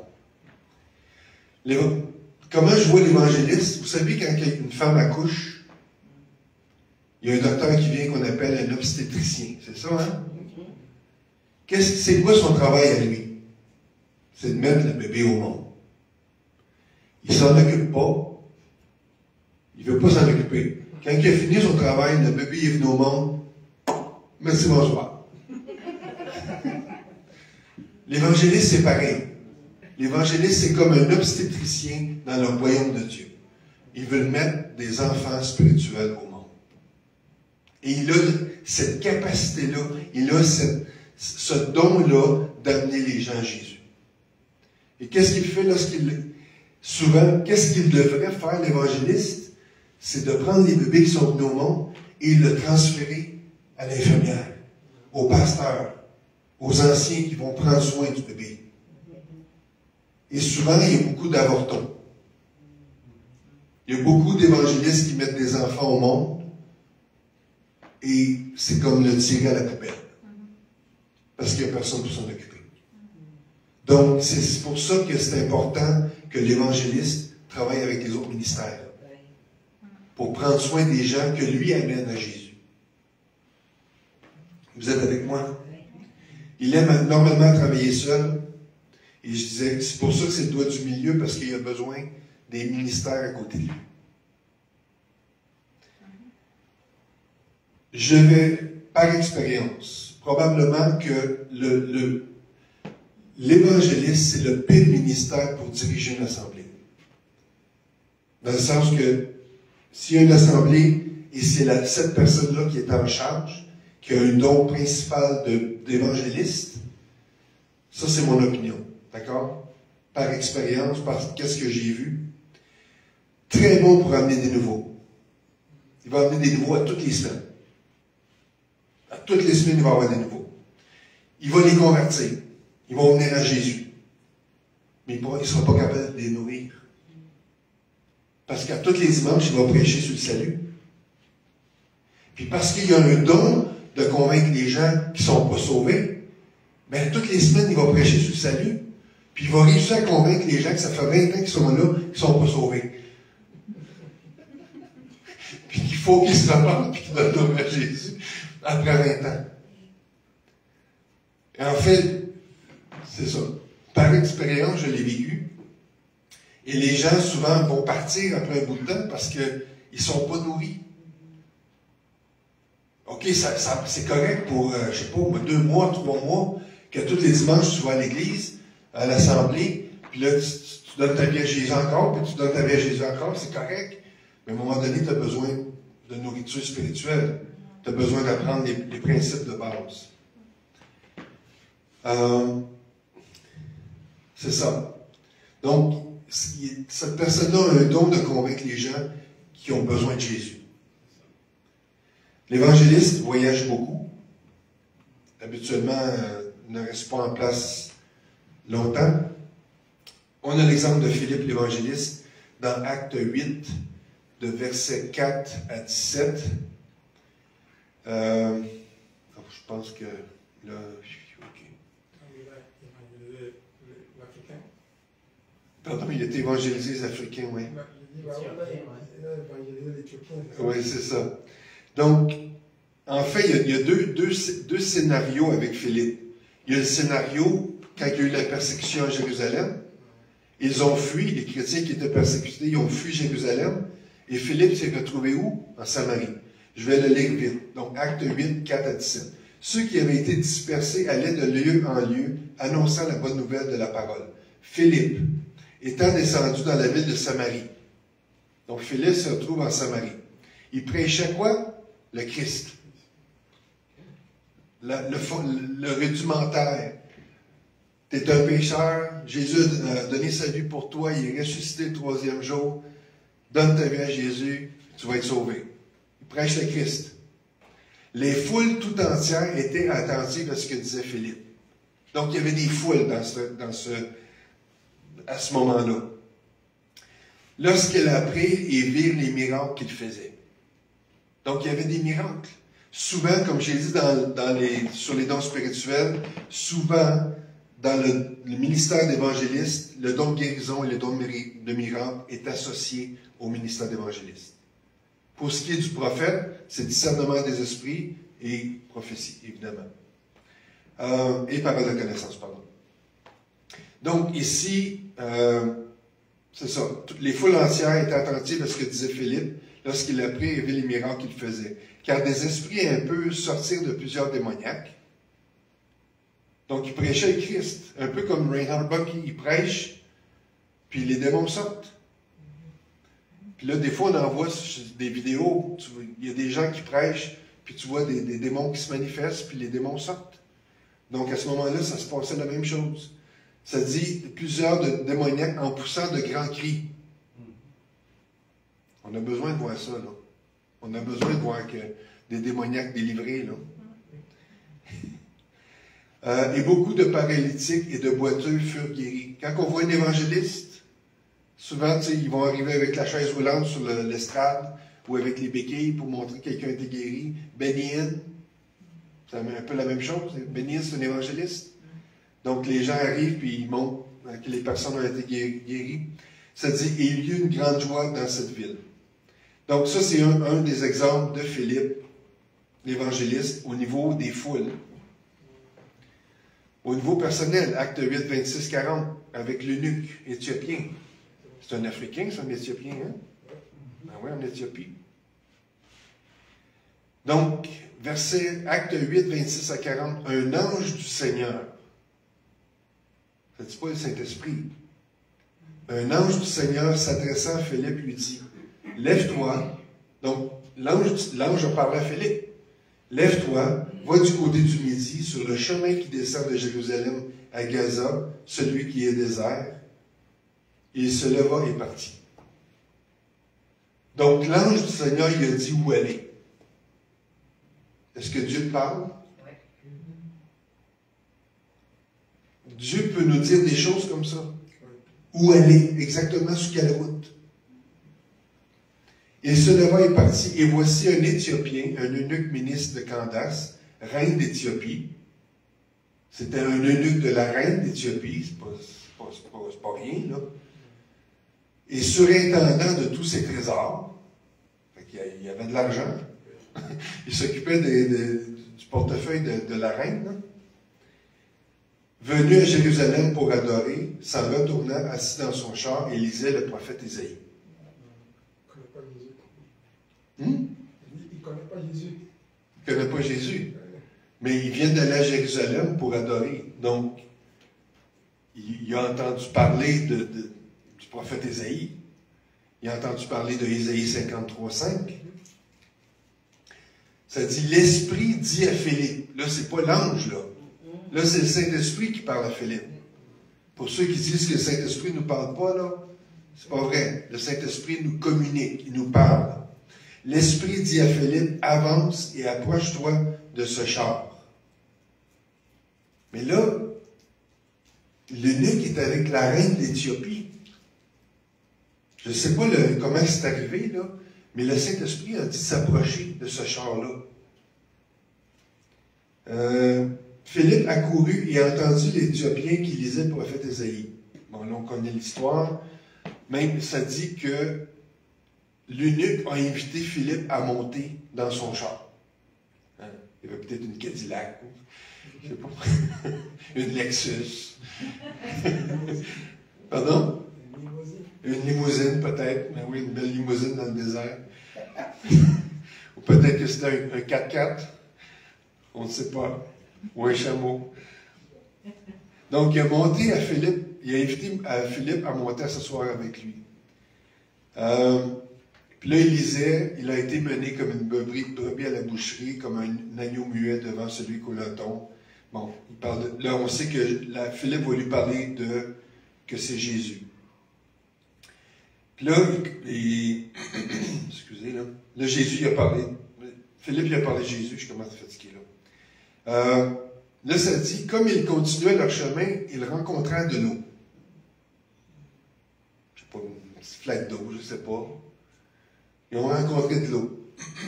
Là, l'eunuque a dit, voici de l'eau. Qu'est-ce qui empêche que je sois baptisé? C'est l'eunuque qui a demandé à être baptisé. Et là, Philippe lui dit,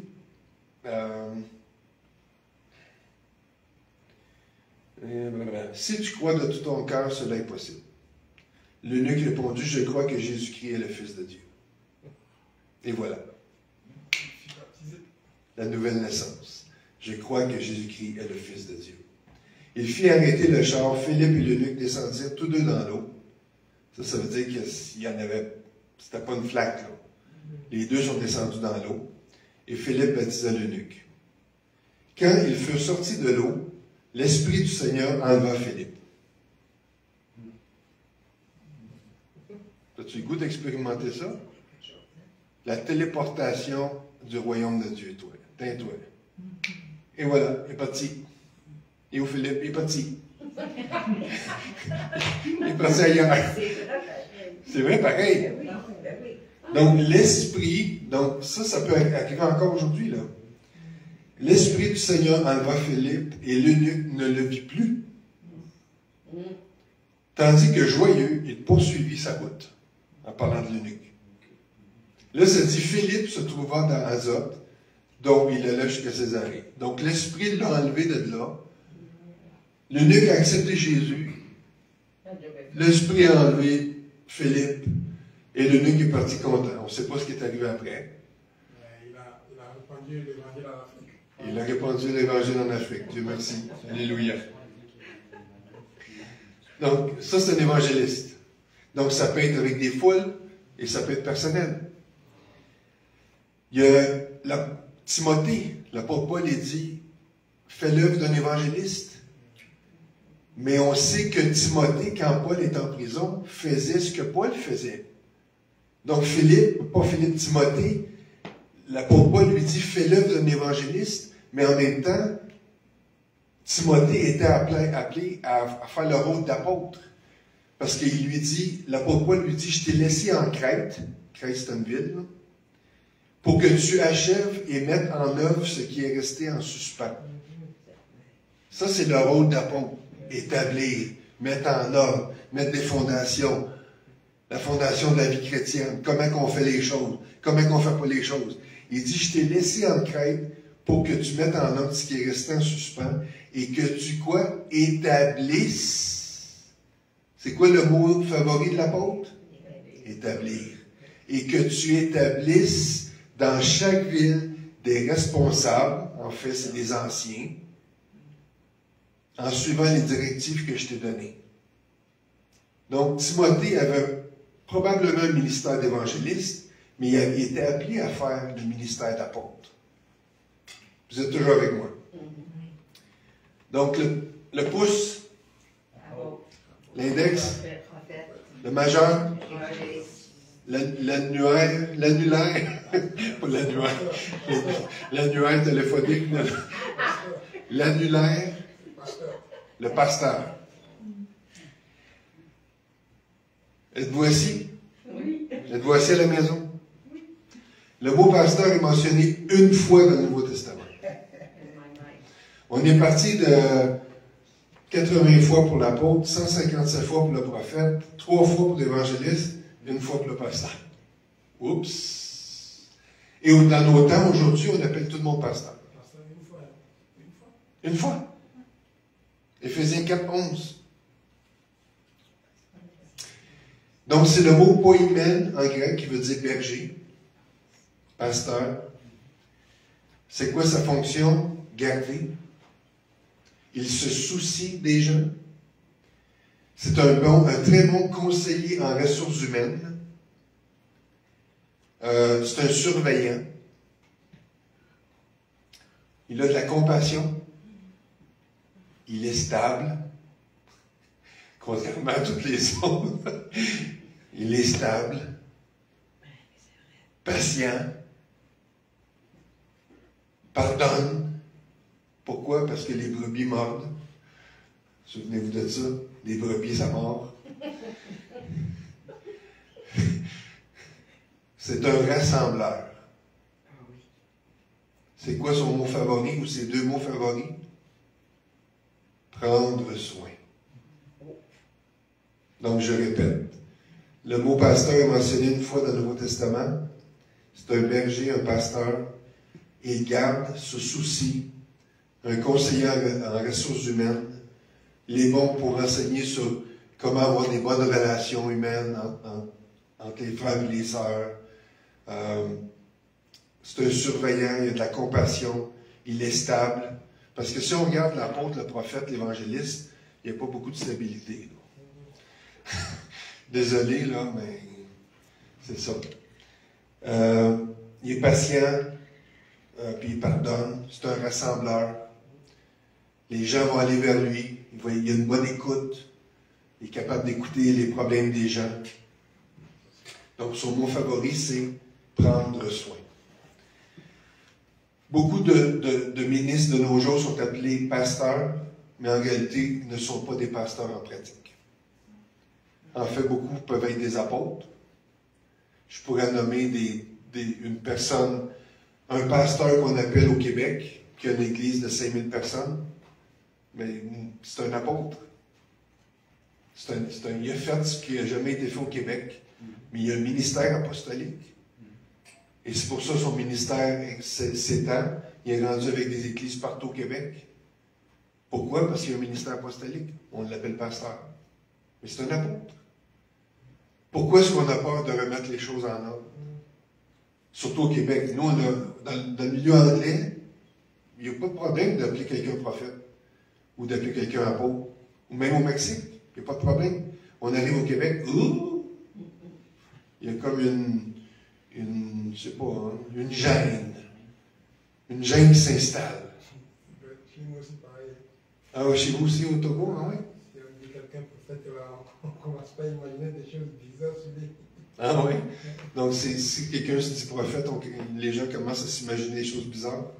Là, je répète pour la caméra ou le vidéo. Donc, beaucoup se disent pasteurs, mais ne sont pas pasteurs en pratique. Et beaucoup sont dans un rôle qu'ils ne devraient pas être. Donc, il y en a beaucoup qui voudraient établir plein d'églises, mais ils sont confinés à une église et ils ne sont pas heureux. C'est ça la réalité. Ils ne sont pas heureux. Et ils rendent les gens malheureux.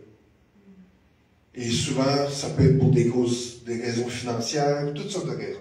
La peur des gens, la peur de ce que les gens vont dire, le statu quo, il y a toutes sortes de raisons. Donc, nous, on a décidé de ne pas tomber, on ne veut pas tomber dans ce piège d'être là où il ne faut pas qu'on soit. Parce qu'on est heureux et libre en Jésus. Alléluia. Vous êtes avec moi? On achève, ok. C'est probablement le ministère le plus difficile parmi les 5. Enoch est d'accord. Ah oui, c'est ça. Pourquoi? Parce que le pasteur est toujours avec les mêmes personnes. Semaine après semaine. Il entend les mêmes problèmes. Les brebis mordent. Les gens morts. Les gens critiquent. mais il est là, il est fidèle au poste. Il continue. Il a la capacité de voir plus loin que les offenses, que les blessures. Quand il se fait mordre, c'est comme s'il a cette capacité de dire « Je le sais qu'un jour, ça va être différent ». C'est vraiment son rôle, son appel, son ministère, c'est vraiment ça. Et c'est un appel d'être un pasteur. Et à ceux qui sont pasteurs depuis des années, je vous lève mon chapeau, félicitations. Ceux qui sont dans le même endroit depuis 5, 10, 15, 20, 25, 30 ans, 50 ans, félicitations. Donc, ok, je passe à l'autre, mais c'est ça le rôle, le ministère de pasteur. Et j'en connais qui m'ont dit, moi je suis un pasteur, je suis heureux d'être un pasteur, je suis heureux d'être à la même place, je suis heureux d'écouter les mêmes problèmes à toutes les semaines, de les mêmes personnes, je suis heureux. Hey, gloire à Dieu. Continue, parce que moi j'en veux pas. OK, donc, le petit doigt. Comment on l'appelle? OK, c'est l'auriculaire. Parce qu'on se gratte l'oreille avec l'auriculaire. Le petit doigt, c'est l'enseignant. On l'utilise pour se gratter l'oreille. On ne prend pas le pouce. Mais je ne sais pas s'il y en a qui prennent le pouce, là. Peut-être celui-là, mais on prend le petit doigt. Donc, c'est l'enseignant. Le mot enseignant est mentionné 13 fois dans le Nouveau Testament. Plus que le pasteur. En fait, c'est le mot docteur. Ça veut dire que c'est un docteur de la parole de Dieu. En fait, pardon, le mot enseignant est mentionné 13 fois, le mot docteur est mentionné 3 fois.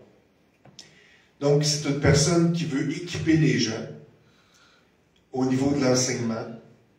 C'est un penseur logique. C'est une personne qui veut mettre en œuvre, qui est passionné de la parole de Dieu, qui est passionné des recherches, qui est passionné de l'hébreu, qui est passionné du grec, qui est passionné de la signification des mots. C'est une personne qui est perspicace dans les détails, qui aime ça aller chercher les perles dans le fond de la mer, les ramener à la surface, puis dire, voici ce que j'ai trouvé. Et de le présenter, et les gens font, waouh, c'est profond ça. Ça, c'est un enseignant. Ça, c'est un docteur. Et son mot favori, c'est enseigner. L'enseignant apporte la révélation de la parole de Dieu écrite. Le prophète apporte la parole de Dieu, la révélation de la parole de Dieu actuelle. Réma, révélée. L'enseignant apporte la révélation de la parole de Dieu écrite. C'est le mot logos en grec, qui est la parole écrite. Je vous donne un exemple. Après ça, on termine là-dessus. Merci de votre patience. Merci d'être encore là. Un jour, notre apôtre du Mexique nous envoie dans un village. On arrive là, un beau petit village. Là, on rencontre, encore une fois, ils nous font, ils appellent ça carne asada. C'est du steak là, rôti sur le barbecue, là, mais avec du charbon. Là, puis les Mexicains, ils ont... j'en bave. Là, ils nous font ça, on arrive là, ils nous traitent bien, on arrive là, on commence à jaser. Puis là, évidemment, ben, on écoute. On écoute ce qu'ils ont à dire.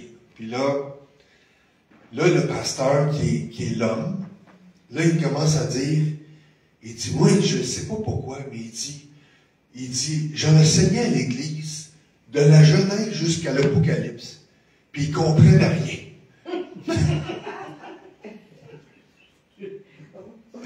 Puis là, moi, dans ma tête, je vois clair, tu sais. Puis là, je me mets à rire. Puis là, lui, il est frustré, là. Frustré au max. Puis là, il dit, là, les gens, ils veulent même plus me voir parce que, il dit, ils trouvent que je suis trop fatigant parce que je suis tout le temps en train de les enseigner. Puis là, moi, c'est comme tout se met, tout le tableau se met en place. Puis là, je l'écoute. Puis là, je ris. Tu sais, j'ai mon sourire. Puis là, il me dit, mais pourquoi tu ris? Ben, je dis, c'est simple. Je dis, t'es pas un pasteur, t'es un enseignant. T'es un enseignant, puis tu penses que parce que tu vas les enseigner de la Genèse à l'Apocalypse, puis tu vas revenir tout le temps, puis enseigner encore qu'ils vont comprendre. Mais j'ai dit, éventuellement, ils vont comprendre. Mais j'ai dit, ça ne marche pas comme ça. Puis là, sa femme est à côté, puis elle rit. Puis là, elle dit, ben oui, elle dit, il veut même pas aller visiter le monde. Elle dit, c'est moi qui vais visiter le monde avec une sœur. Puis elle dit, j'écoute les gens, puis je prie pour les gens. Puis je pleure avec les gens. C'est un pasteur. Mais c'est un pasteur. Puis là, je me suis marié, ben j'ai dit, vous êtes la pastora, puis lui, c'est le maestro, l'enseignant. Donc, là, il disait, ah, ben oui, là, la lumière s'est allumée. Puis là, j'ai dit, vous avez juste à travailler. J'ai dit, tu veux pas aller visiter les gens? Va pas visiter les gens. Ta femme va aller visiter les gens, mais il ne faut pas que tu y ailles tout seul. Tu y vas avec une autre sœur. Vas-y pas avec un homme. Vas-y avec une sœur chrétienne qui est mature dans la foi, puis vous allez aller visiter les gens. Puis je dis, toi, enseignant, ben, continue à te focusser sur l'enseignement. Que celui qui est appelé au ministère s'attache à son ministère. Tu es appelé à enseigner? Enseigne. Continue à faire des recherches, puis être dans tes livres, puis à approfondir. Continue. Continue à nourrir le peuple de Dieu, parce qu'il y en a besoin. Mais c'est tout ça. Fait que souvent, il y a tellement de conflits dans le peuple de Dieu parce qu'on ne sait pas c'est quoi notre place. On se sent mal parce que lui, il se sentait mal parce qu'il se disait, mais je suis supposé d'être un pasteur. Puis les gens, ils disent, t'es supposé d'être un pasteur. Oui, mais je suis pas bien là. C'est comme ils veulent le prendre puis ils veulent le mettre dans une boîte. Oui, mais je suis pas bien. Donc là, tout ce que ça a fait, c'est d'allumer la lumière. Puis, ah, OK, c'est ça. Je suis un enseignant, puis ma femme, c'est la pasteur. Puis, aux dernières nouvelles, ils sont heureux, ils ont beaucoup d'enfants.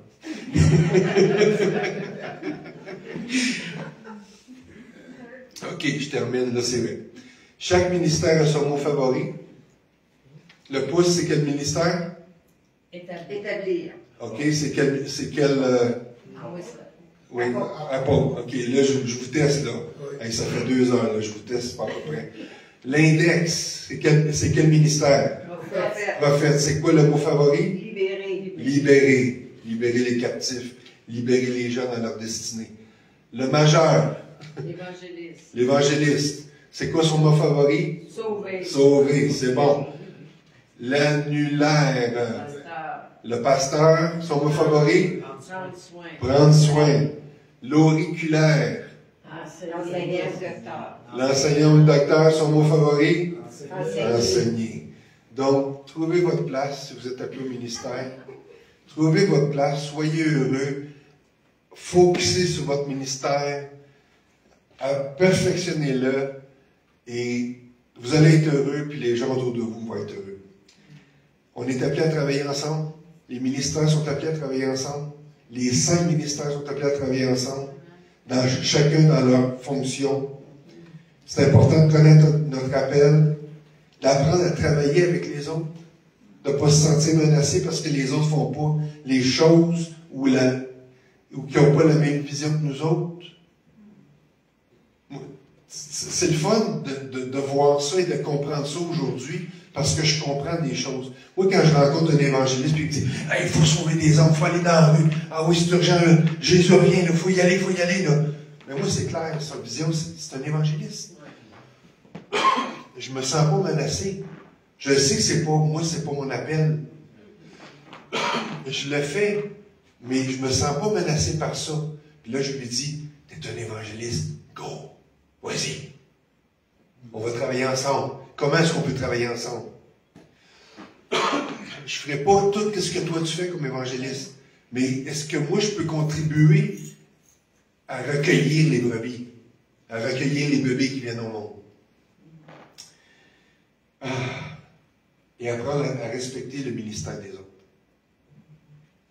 C'est bon? Seigneur, on te remercie pour ce temps qu'on a eu ce soir, Seigneur. C'était intense, très intense. Aide-nous à digérer tout ça, Seigneur, dans les heures, les jours qui viennent, Seigneur, les semaines qui viennent. Et merci, Seigneur, de nous aider à trouver notre place, à être heureux là où on doit être dans ton corps. Et Seigneur, s'il y a des gens qui sont appelés au ministère, qu'ils puissent reconnaître leur ministère, perfectionner leur ministère et marcher dans ce ministère. Et Seigneur, pour ceux qui sont tombés, ceux qui ont tombé, tous les serviteurs de Dieu qui ont été blessés, déçus, désabusés de la vie chrétienne et du ministère, Seigneur, par ton Saint-Esprit, je te prie de guérir, de toucher, de relever, de consoler, parce que c'est ton nom, Saint-Esprit. Et on donne toute la gloire, Seigneur, toute l'honneur. Merci. Merci pour qu'est-ce que tu fais, Seigneur. Merci. Merci parce que tu relèves ton armée au Québec. Je sais qu'il y a beaucoup de soldats qui sont tombés. Merci parce que tu relèves les soldats. Merci, Seigneur, de faire de nous, aide-nous, Seigneur, à être des papas, des mamans, à être des personnes matures pour aider les autres à se relever, Seigneur. À être des hommes faits, à être des femmes faits, matures en toi, Seigneur. Qu'on n'ait plus emporté à toute vent de doctrine, Seigneur, mais qu'on est mature dans ta parole, Seigneur. On est mature en toi et qu'on peut, Seigneur, aider les autres. Dans le nom de Jésus. Amen. Alléluia. Merci beaucoup pour votre patience. Merci à vous à la maison. Soyez bénis. Au plaisir et à la prochaine formation.